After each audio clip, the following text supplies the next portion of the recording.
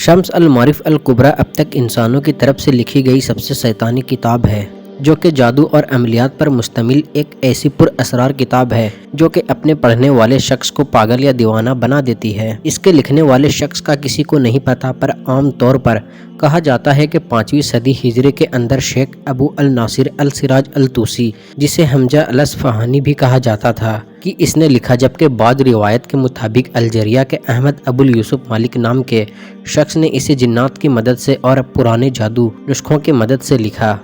یہ شیطانی عملیات پہ لکھی گئی ایک ایسی پر اسرار کتاب ہے جس کے بارے میں ایسے پر اسرار قسم کے دعوے موجود ہیں جسے سن کر انسان کے رونگٹے کھڑے ہو جاتے ہیں۔ مثال کے طور پر شیطانی جنات نے اس کتاب کے لکھنے والے کے جسم کے اندر داخل ہو کر خود سے اسے لکھوایا تاکہ انسانوں کے جنات کے طرف اٹریکٹ کر کے ہر ان کے بگڑے کام کو اللہ سے چھوڑ کر لمحوں میں جنات سے کروانے کی امید دے کر انہیں گمراہ کریں، جس سے نہ صرف خود انسانوں کے ہاتھوں خود انسان کی توہین ہوگی بلکہ اللہ کے ساتھ شرک کروا کر یہ خود انسانوں کو دائرہ اسلام سے بھی خارج کر دیں گے، کیونکہ اللہ تعالیٰ کا جادو سے متعلق واضح طور پر حکم ہے کہ اسے کرنے والا یا پھر کرانے والا دونوں اسلام سے خارج ہو کر کافر ہو جاتے ہیں۔ اس لیے کہ جادو اور عملیات کر انسان اللہ کو چھوڑ کر جنات سے مدد مانگتا ہے اور ان سے کام کرواتا ہے، جو کہ کفر ہے۔ اب ظاہر ہے کہ شیطان اور اس کے کافر جنات انسانوں کو یہ کام بلا وجہ کسی فائدے کے تو نہیں کرتے، بلکہ ان کے پیچھے ان کا مقصد یہ ہوتا ہے کہ جس وقت کوئی شخص جادو کرتا ہے تو یہ جنات اس کے اس کام کے بدلے اس عامل سے ایسی غلط شرطیں رکھواتے ہیں کہ جسے سن کر آپ کے ہوش اڑ جائیں گے۔ مثال کے طور پر پیشاب سے قرآن پاک کو لکھنا، قرآن پاک کو الٹا لکھنا، اللہ اور اس کے پیغمبروں کی توہین کرنا، زندگی میں دوبارہ کبھی نہ نہانا نہ ہی غسل کرنا، زنا کرنا یا پھر کسی شخص کو قتل کرنا وغیرہ وغیرہ۔ اور کیونکہ شیطان اور اس کے اولاد کافر جنات کی نسل کو انسانیت سے پہلے دن سے ہی نفرت ہے اور اسے جہنم کے اندر دیکھنا چاہتے ہیں، اور اسی مقصد کے لیے خود انسانوں کو ایسے کاموں کی دعوت دیتے ہیں، شرک اور گناہ کرنے کی وجہ اور اس کی طویلیں اور اس کی ذہنوں کے اندر ڈالتے ہیں تاکہ اس کو اس کام کے لیے اکسا سکے۔ پر شمس المعارف الکبریٰ کا معاملہ تھوڑا سا مختلف ہے، کیونکہ یہ کتاب عربی کے زبان کے اندر ہے اور اس کی تاریخ بھی عرب خطے سے ہے۔ اس کا مطلب یہ ہے کہ اس کا لکھنے والا جو بھی تھا وہ مسلمان تھا، پر اس جادو اور عملیات کے اندر پڑھ کر کافر ہو گیا تھا، اور یہ کہ اس کے پاس بنی اسرائیل یعنی یہودی قوم کے حضرت سلیمان علیہ السلام کے دور کے کوئی جادوئی نسخے موجود تھے جنہیں ملا کر ان سے اس کتاب کی شکل دی۔ کیونکہ ہم سبھی لوگ جانتے ہیں کہ یہودی قوم حضرت سلیمان علیہ السلام کے دور کے اندر جادو کے علم کو باقاعدہ ایک علم کے اندر سیکھتی تھی، جسے واضح طور پر اللہ تعالیٰ نے تورات پر منع فرمایا تھا، مگر ہاروت اور ماروت دو فرشتے کو انہیں آزمانے کے لیے انسانی شکل کے اندر انہیں زمین میں بھیجا کہ وہ جادو کے معاملے میں اس قوم کی آزمائش کرے، لیکن پوری کی پوری قوم صرف چند لوگوں کو چھوڑ کر اس جادو کے علم کے پیچھے چل پڑی اور جادو کو سیکھنے لگی۔ اس ٹائم کے اندر بنی اسرائیل کے اندر یہ جادو کا علم کافی عروج پر تھا۔ شمس المعارف کو لکھنے والا جنات اور عملیات کے اندر اتنے زیادہ گہرائی میں چلا گیا تھا کہ خود شیاطین جنات نے اس کی جسم کے اندر داخل ہو کر یہ کتاب لکھوائی اور اس کی حفاظت پر جنات کو مامور کر دیا۔ اس لیے اگر کوئی بھی شخص اس کو پڑھنے کی کوشش کرتا ہے تو وہ پاگل پن کا شکار ہو جاتا ہے۔ اسلام تعلیمات کے اندر کیونکہ جادو کرنا شرک ہے اور اسی وجہ سے دنیا کے ہر مسلم ملک کے اندر یہ کتاب بین ہے، اور ساتھ ہی ساتھ دنیا کے ہر کونے کے اندر اس کتاب کی چھوٹ ہے۔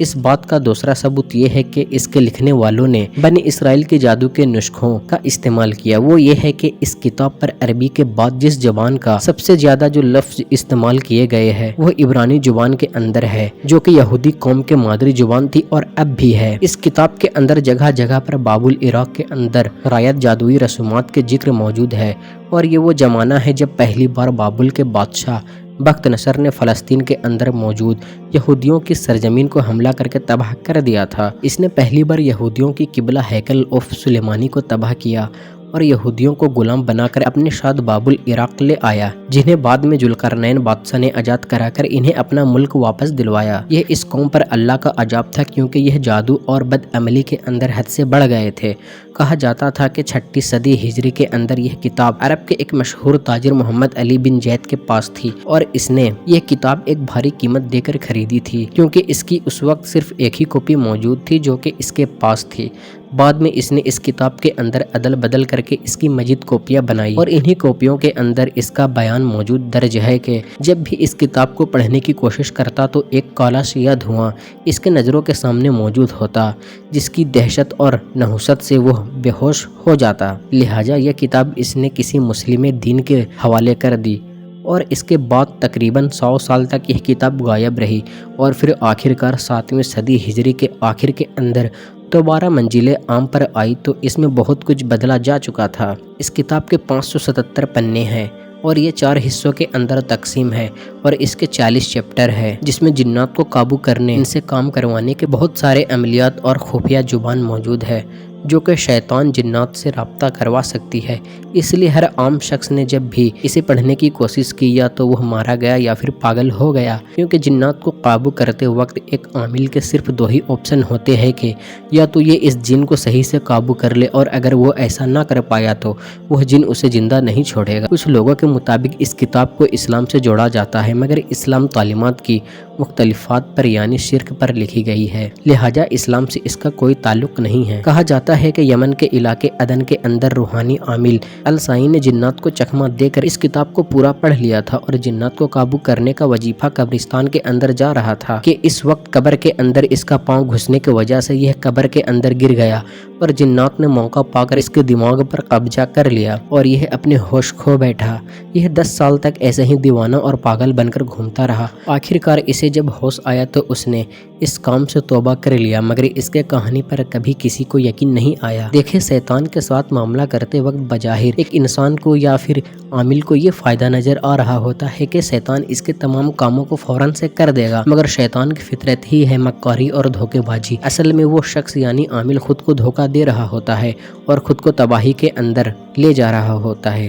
کیونکہ شیطان کے ساتھ معاملہ کرتے وقت صرف انسان کو نقصان ہوتا ہے، اسے کوئی فائدہ نہیں ہو سکتا، بلکہ اس کے دنیا اور آخرت دونوں برباد ہوتی ہے، کیونکہ قرآن کریم کے روحانی علم اور شیاطین کے شیاطین علم کے اندر یہی فرق ہے کہ قرآن کریم کے علم کے ذریعے آپ کسی کو شفا دے سکتے ہیں، بگڑے ہوئے کاموں کو بنا سکتے ہیں، کیونکہ اس کے اندر اللہ کی تائید حاصل ہوتی ہے۔ اللہ کو راضی کر کے جب اس سے مدد مانگتے ہیں تو وہ اپنے بندے کی مدد کرتا ہے، جبکہ دوسرے طرف شیاطین علم کے ذریعے صرف اور صرف انسانیت کو نقصان پہنچایا جا سکتا ہے، جبکہ جادو کے ذریعے آپ کسی کو پاگل تو کر سکتے ہیں پر اسے ٹھیک نہیں کر سکتے۔ جادو سے ایک انسان کو بیمار کر سکتے ہیں، اس بیمار کو ٹھیک نہیں۔ 2 لوگوں میں جدائی ڈلوا سکتے ہیں لیکن ان میں جدائی کو ختم نہیں کر سکتے۔ کسی آدمی کو پاگل یا دیوانہ بنایا جا سکتا ہے لیکن اس دیوانے کو جادو کے ذریعے ٹھیک کرنا ممکن نہیں، یعنی جادو کے ذریعے صرف اور صرف انسانیت کی تباہی ہے۔ یہ انسان کی دنیا اور آخرت دونوں کو تباہ کر سکتی ہے، جو کہ شیطان کا اللہ تعالیٰ سے وعدہ ہے